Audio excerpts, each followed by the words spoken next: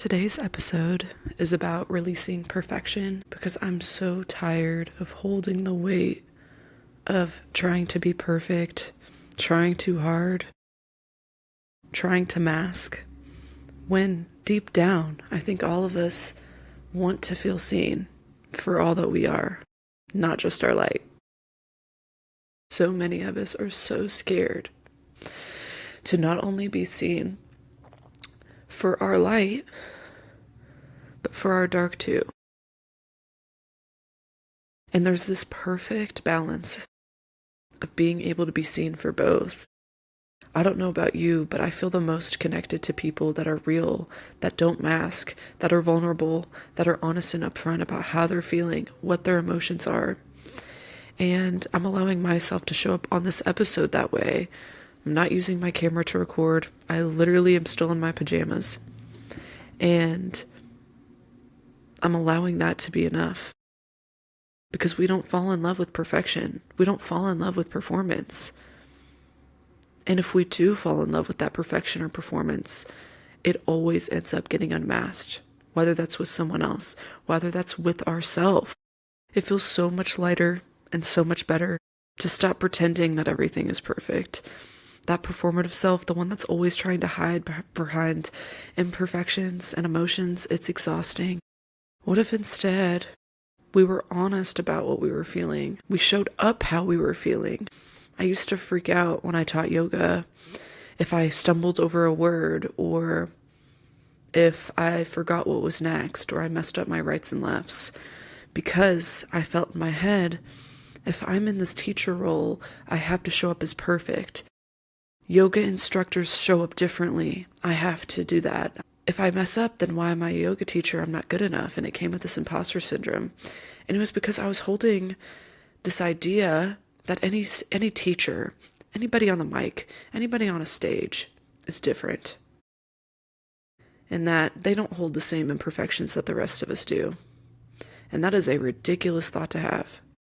It's ridiculous to think that just because you're a teacher, just because you're a guide, it doesn't mean you're perfect. And I'm going to share something specifically from my life where I showed up somewhere in a minion costume in one of my communities, and I was really excited to show everyone. But then there was that part of me that knows that I would have been disappointed if they weren't as excited as I wanted them to be. So then, instead of going in and being excited about my costume, I walked in and went straight to the bathroom to change. And I was wearing a costume, by the way, because of where I was before this. And when I came out, my friend was like, "Oh my gosh, did I miss you in your minion costume?" Because she knew that I was wearing it prior. And somebody there was like, yes, you did. And I was like, I got embarrassed. Like, I was really excited to show everybody, but then I was embarrassed because, I didn't know how you guys were going to react, and I wanted it to match how I was feeling about it. And that person in front of me said, "But you make content about being confident and being yourself." At first, when I heard them say that, I got a little defensive on the inside. Like, just because I'm talking about that, it doesn't mean that I'm perfect and I'm never going to have moments of imperfection or moments where I feel embarrassed, because embarrassment is a real emotion. And I talk about all those things on here too. And it just shows that a lot of us make those assumptions that if we're talking about something, we must be perfect at it. If I'm teaching yoga, I must be perfect at it. I must know everything. If someone's on stage, if somebody has some sort of role, they must know everything. There are teachers in elementary school that are learning about the very thing they're teaching their students the same day as. And that's not a bad thing. That's a real thing. And it just shows that it doesn't matter what role we're in, a student, a teacher, a friend, a sister. We are all imperfect, no matter how perfect we may seem. Even if we talk about having something together, does it mean we have that together 24/7? Fucking absolutely not. No, it doesn't. And people are going to perceive you as imperfect, no matter how bad you try to seem perfect, to seem like you have everything together, to seem as if you're happy. There are people in my own life that I feel like perform this sense of being happy with their life that aren't happy. And more people can see through the mask that you're putting on than you may think. And I promise you, you're going to attract in more support, more authenticity, more authentic friendships and people around you when you set down the mask and just allow yourself to be real. I think I've been fighting all of this exhaustion of trying to perform, of trying to be perceived in a certain way. But the harder you try to be perceived in a certain way, the harder it's going to get to remember who you even were to begin with. Because I think so many of us try to form our identity in a way that looks good outward, instead of looking inside, looking at ourselves and asking ourselves, who am I really? Who am I really when I'm not thinking of other people's perceptions? Why are you holding yourself to this standard of perfection? Ask yourself, do you like living to that standard that you will never meet? And for me, this showed up a lot when I danced competitively. I was never happy with myself. I was always unhappy no matter what it was that I received. Even if I won first place, there was a part of me that didn't think I even deserved it. I couldn't even celebrate it because I was like, how did I get first place? I messed this up and this up. I couldn't even allow myself to be imperfect then, and that was exhausting because I was never happy with my progress. And that's going to continue to show up, and it's going to be constantly feeling like you're hitting a roadblock. And I've actually been running into a lot of roadblocks literally in my life. Literally I've been running into roadblocks, and I felt like that was mirroring back to me the roadblocks that I'm placing in my own life. And every time you put on a mask, an identity that's not yours, you're putting your growth on pause. You're digging the hole deeper into creating yourself into someone you aren't even becoming. And the more you become your authentic self, the more you center into the real you, the more you're going to be able to see people for who they really are, the more you're going to be able to see through the masks, because that was something you once put on. And that's something I notice in my own life is I feel sympathy for those that are constantly masking to fit in, to feel like they have to belong. And that's because I look at myself with that same compassion, because that same part of me still lives in me. I'm not saying that she never shows up, she does. And when I see it in other people, when I see it in myself, I can see it with love now, because I'm aware that I'm no longer holding myself to that standard of perfection that will never ever be sustainable. When I take a class from any teacher of any sort, I absolutely love when they're human, when they mess up, when they laugh at themselves and say what kind of day they're having, or the fact that they keep stumbling over their words, because then there's this sigh of relief. Oh my gosh, we're all imperfect. And I think anytime somebody's imperfect, it mirrors to us that we all are. How exhausting would it be to hold yourself to a standard of perfection, like I've said a million times now? But how do you even set yourself free and let go of that pressure? How do you know how to show up without the mask? How do you know when you're holding yourself to that standard unconsciously? And for me, it's as simple as even noticing my energy levels after something. Checking in with your emotions before you go in somewhere. Are you masking as soon as you go into this environment, even though you had a bad day?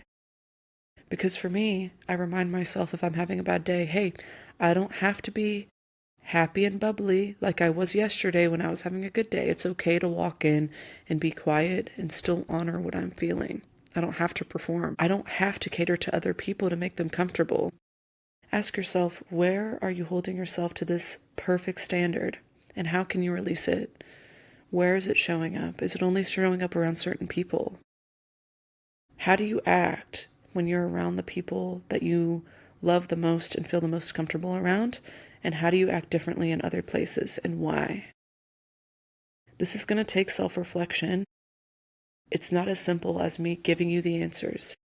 You have to figure out where it shows up in your own life.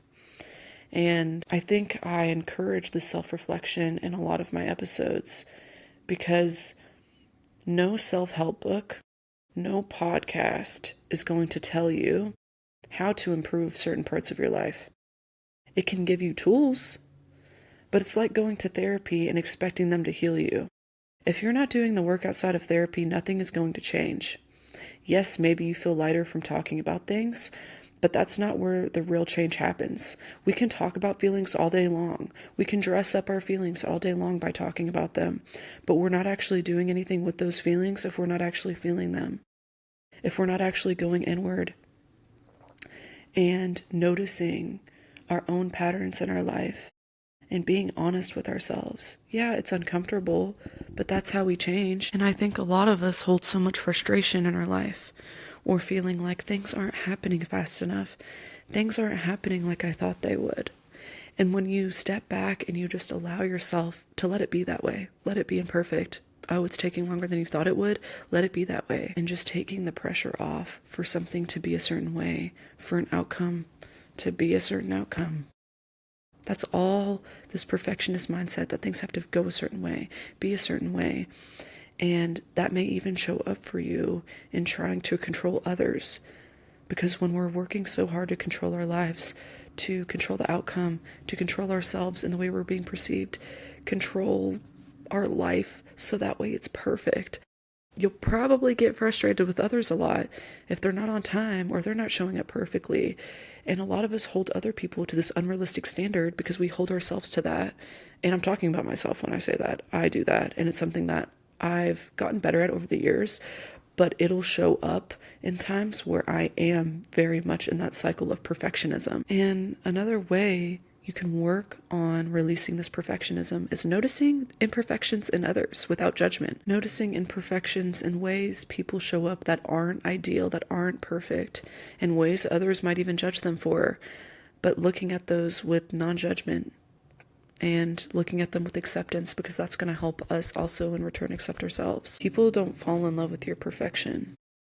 They fall in love with the part of you that stumbles, that falls, that keeps going, that feels, that's trying, that didn't succeed but get back up.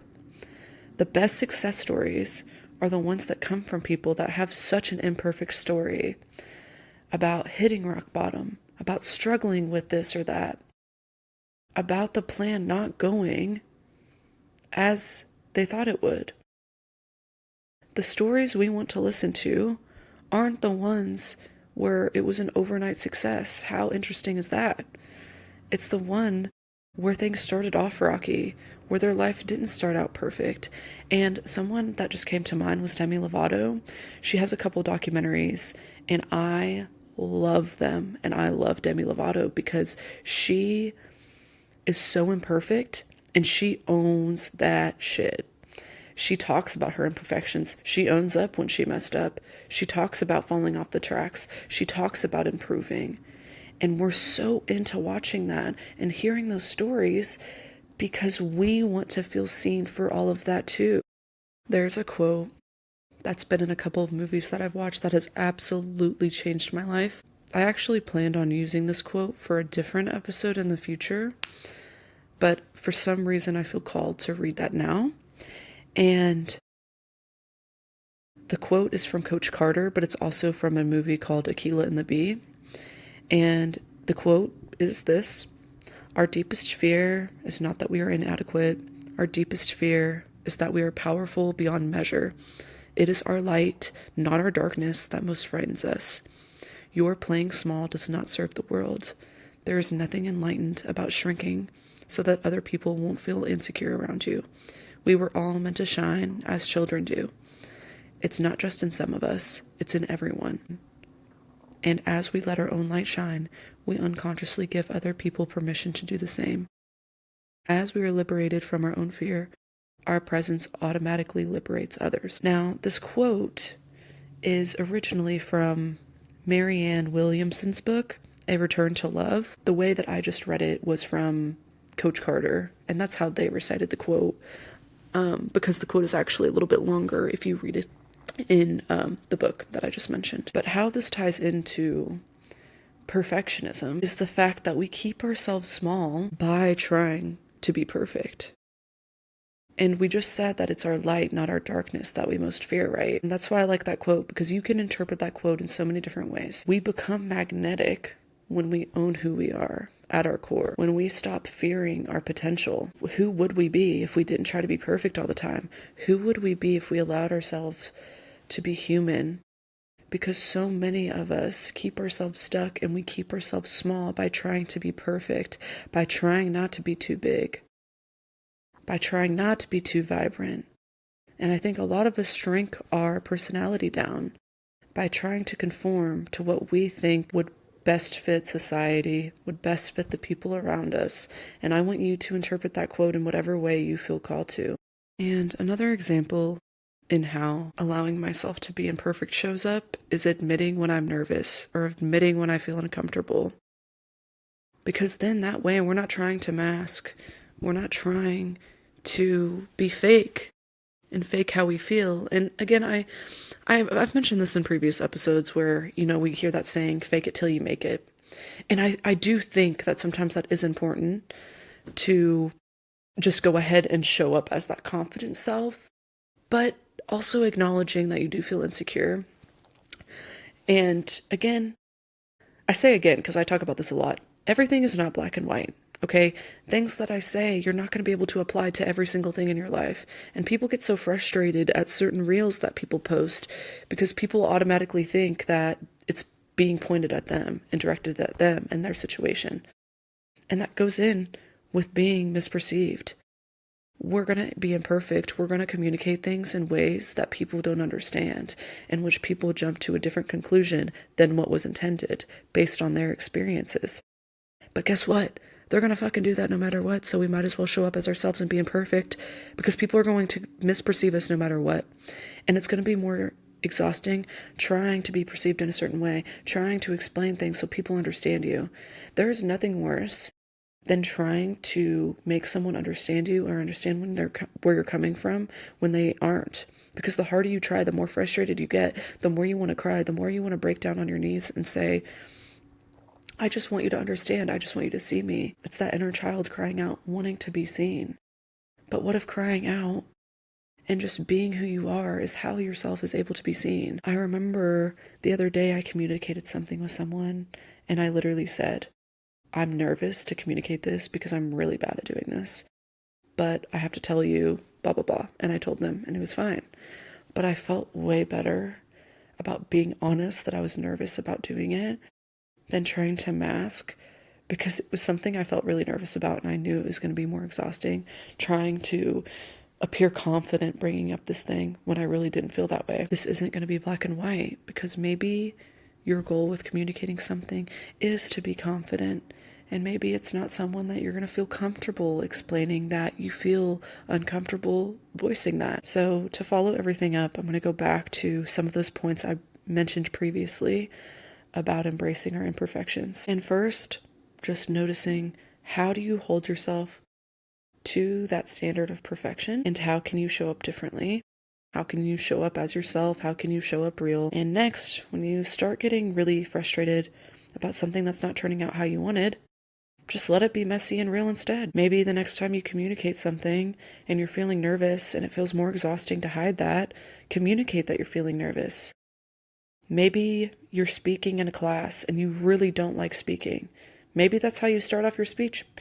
Speaking in front of the class is something that makes me really nervous, but here I am and I'm doing it anyways. And then lastly, practice noticing imperfections in others. Notice where they're not showing up perfect. And I think something I've noticed in me is how much I have been admiring imperfections in others. And what that was mirroring back to me was that I want to show up with mine too. Because I think I've been feeling really misunderstood and exhausted this past year, because I've tried to keep up with this mask, keep up with one personality, when in truth, I'm going to be everything. I'm going to be insecure. I'm going to be confident sometimes. I'm going to voice something and give people advice on things at times when maybe I haven't embodied it perfectly either. That's human. That's real. There are going to be times where I mess up, and we all mess up. We're all imperfect. And I mean, that ties into forgiving ourselves too, right? You probably hold a lot of shame if you hold yourself to a standard of perfection, because there's no way you can keep up with that perfection. That's what perfectionism feels like. You're chasing after something that's never going to stop running because you're running away from yourself by trying to show up as perfect. No one is perfect. Nothing is perfect. I want you to give yourself permission to face what scares you. Maybe that's your imperfection. Maybe that's your light. How do you dim your light? How do you suppress your light? How do you suppress the dark parts of you? Be real, be honest, because that's where you're going to feel liberated. That's where you're going to feel seen. That's where you're going to feel understood, is when you start understanding yourself enough to show up as you. But if you don't know who you are, how are you going to show up as that? How are you going to show up as someone that's real and honest and authentic if you're pushing other parts of yourself down? We're not supposed to just have one identity or be one person. We're supposed to show all parts of ourselves. And I've been noticing where I feel the most connection in friendships. I've met a lot of really honest, authentic people this year.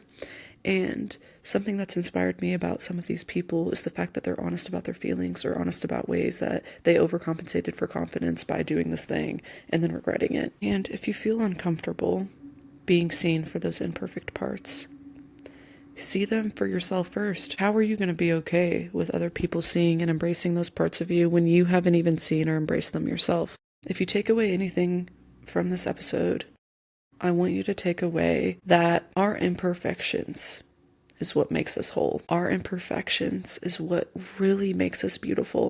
And I've been in the stage of really admiring people that allow themselves to be messy, not try, and allow themselves to also show up as confident and put together.